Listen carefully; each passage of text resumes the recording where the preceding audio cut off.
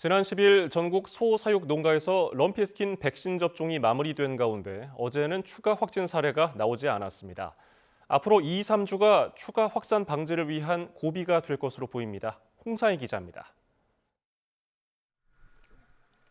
파리나 모기에 의한 전염병으로 감염된 소에서 고열과 피부염 증상이 나타나는 럼피스킨.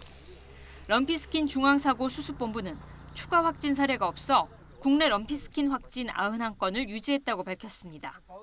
지난 10일 정부가 전국 소사육 농가에서 407만 마리의 백신 접종을 완료한 가운데 럼피스킨 상황이 점차 안정을 찾을 것이라는 전망이 나오고 있습니다. 날씨가 쌀쌀해지면서 모기와 파리 개체 수가 줄고 있는 것도 확산 방지에는 유리한 환경입니다. 전문가들은 항체 형성 기간인 앞으로 3주, 혹은 백신 접종 뒤 다시 증가세를 보였던 해외 사례로 볼 때 앞으로 2주가 추가 확산의 고비가 될 것으로 보고 있습니다. 항체가 생성되는데 3주 정도 기간이 필요하기 때문에 감염동을 빨리 찾아내서 없애는 그런 방법과 주기적인 소독, 흡혈곤충의 구제, 차단 방역 이런 것들을 해서 더 확산되지 않도록 적극적인 노력이 필요합니다. 지난 2019년부터 중국과 타이완, 태국 등 아시아 국가에서 럼피스킨 감염이 확산하자 정부는 지난해 백신 54만 마리분을 확보하는 등 사전 대응 체계를 마련했습니다.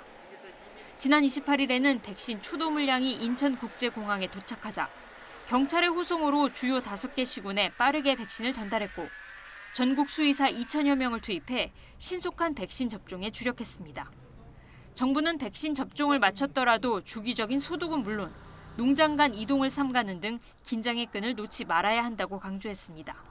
럼피스킨이 다발하고 있는 서산이나 당진을 비롯한 위험 지역에서는 일단 전파 차단을 위해 의심축이 발견하면 즉시 방역기관에 신고해 주시고 소독과 방제 적극 협조해 주시를 당부드립니다.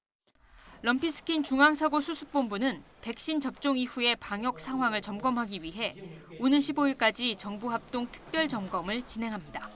YTN 홍상입니다.